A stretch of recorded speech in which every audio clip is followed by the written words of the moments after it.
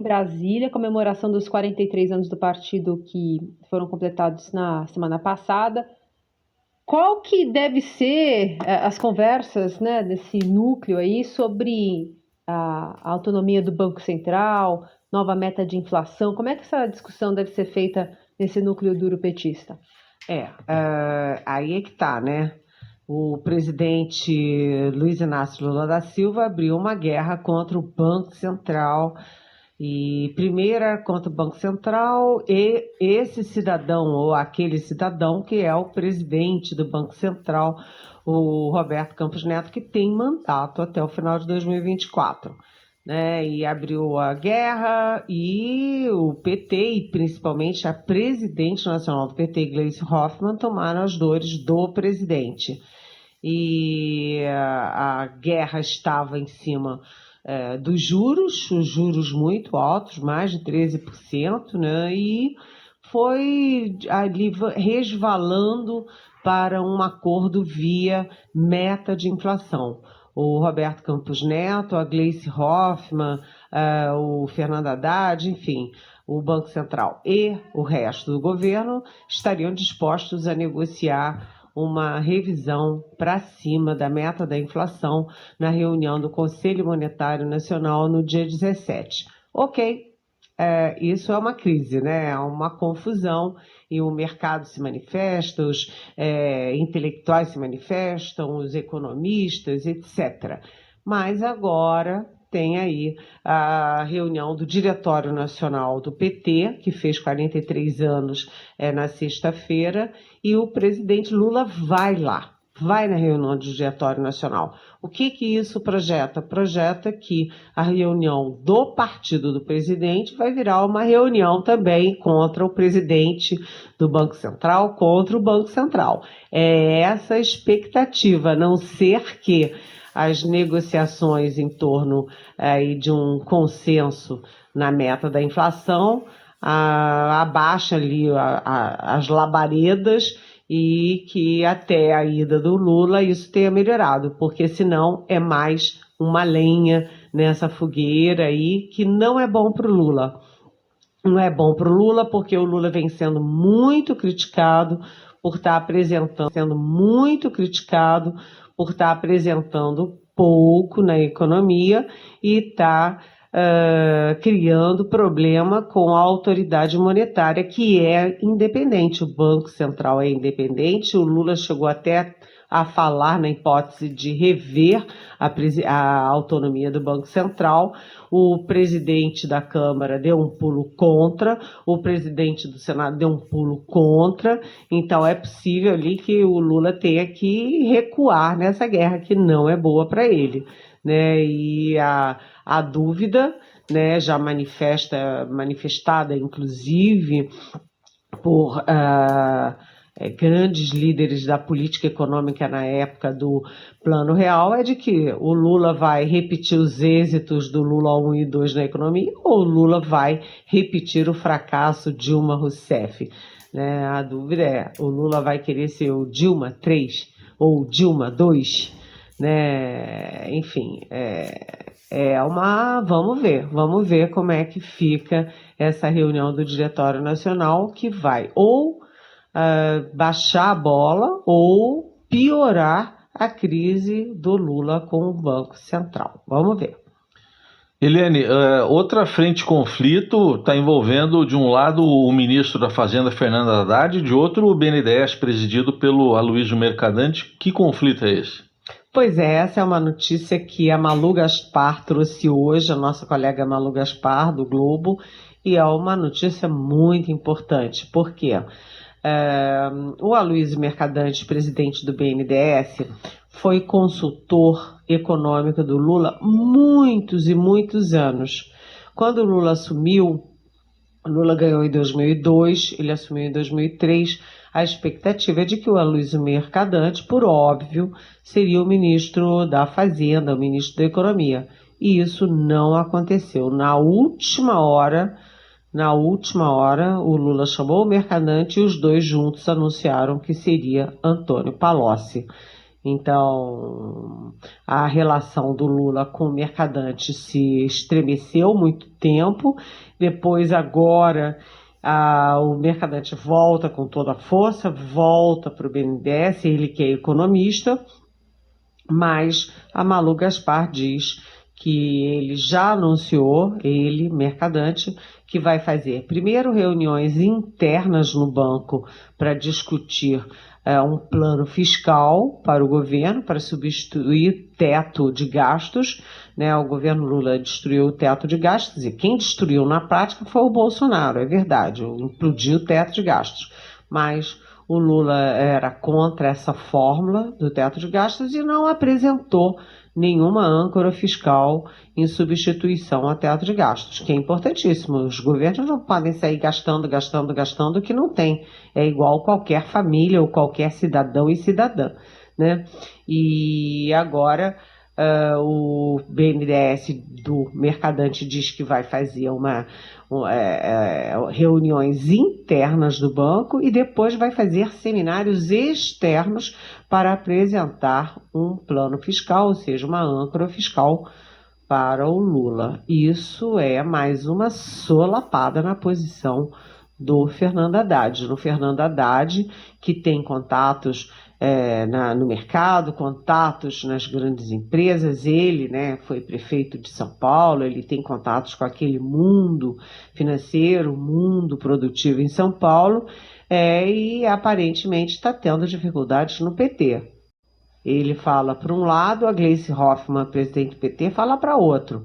E o Lula está numa posição muito mais próxima da Gleisi do que ali vamos dizer, do jeito comportado, negociador do Haddad.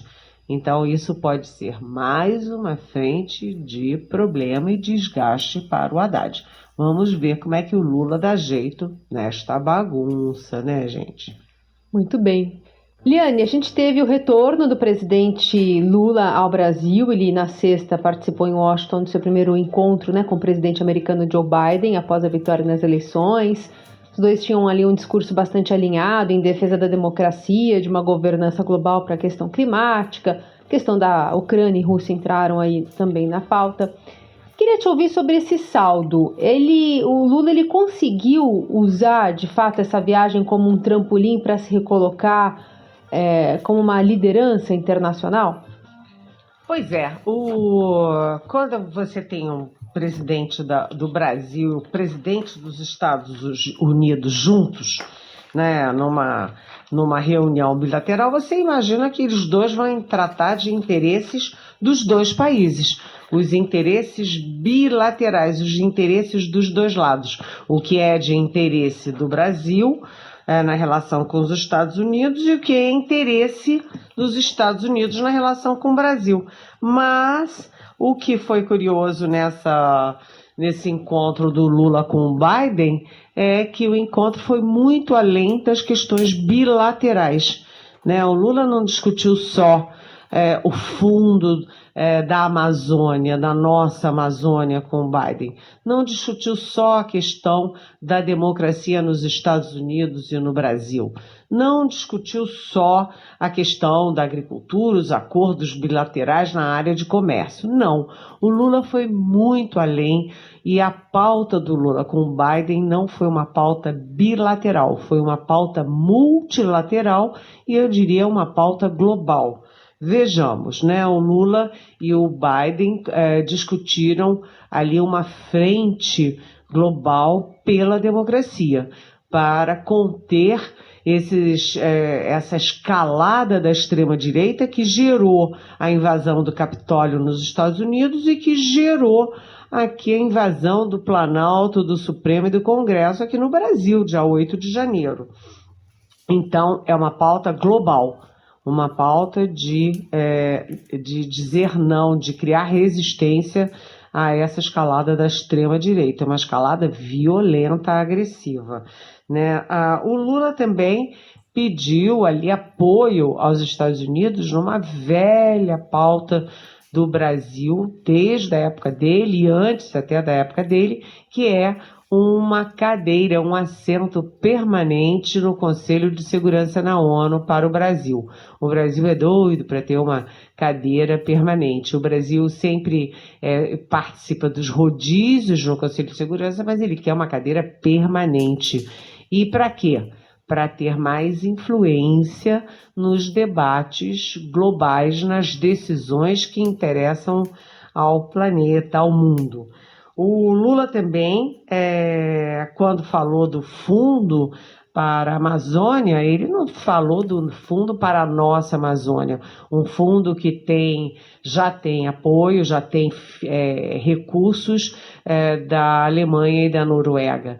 O Lula falou num fundo global para os países que têm muita biodiversidade e não têm recursos para manter essa biodiversidade intocável, né?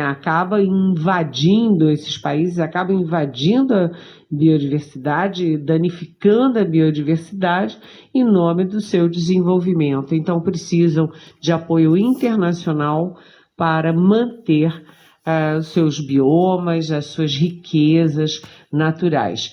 E aí o Lula não citou só o Brasil, citou também os países amazônicos aqui da região, como Venezuela, como Equador, e citou o Congo lá na África, bem distante daqui. Então o Lula já se colocando ali como um articulador para um fundo internacional pela diversidade, né? E pela diversidade não, pelo ambiente, pela preservação, inclusive pela preservação dos povos originários. E também o Lula, olha só o tamanho da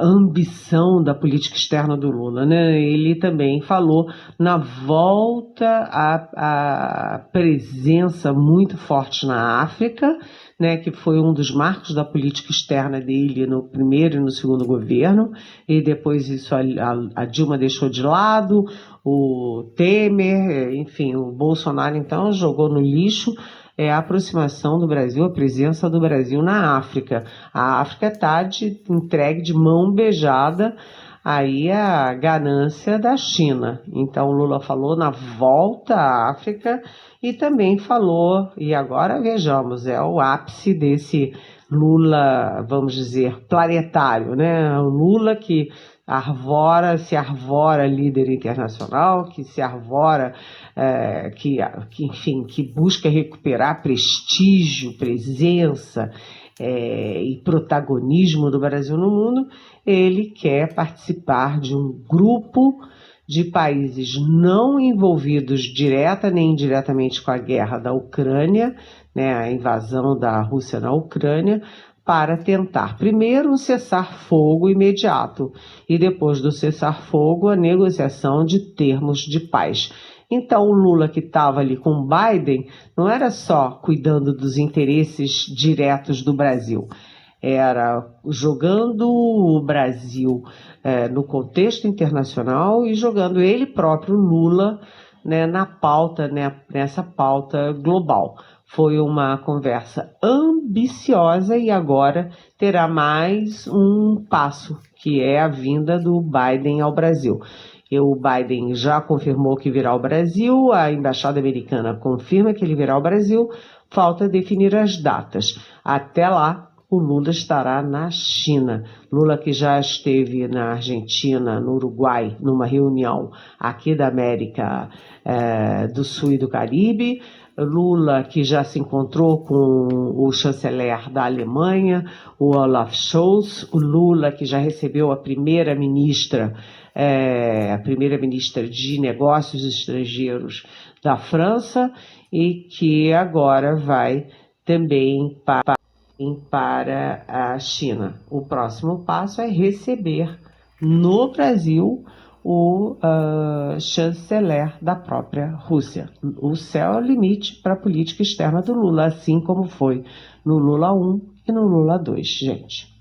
E quem continua, pelo menos por enquanto, nos Estados Unidos é o ex-presidente Bolsonaro. Sábado até ele foi a um culto da Igreja Evangélica Assembleia de Deus. A gente vai ouvir um trechinho aqui em que, sem apresentar provas, para variar, ele diz que a demarcação da terra indígena Yanomami e a crise humanitária lá dos índios, dos indígenas, está ligada a interesses estrangeiros. E no começo do discurso ele diz que tem uma tabela periódica embaixo da terra dessa reserva, numa referência às riquezas minerais que deveriam, segundo ele, ser extraídas. Vamos ouvir então o que disse o ex-presidente. Se vocês pegarem apenas o estado de Roraima, lá tem uma tabela periódica embaixo da terra. E essa questão Yanomami, agora, a intenção não é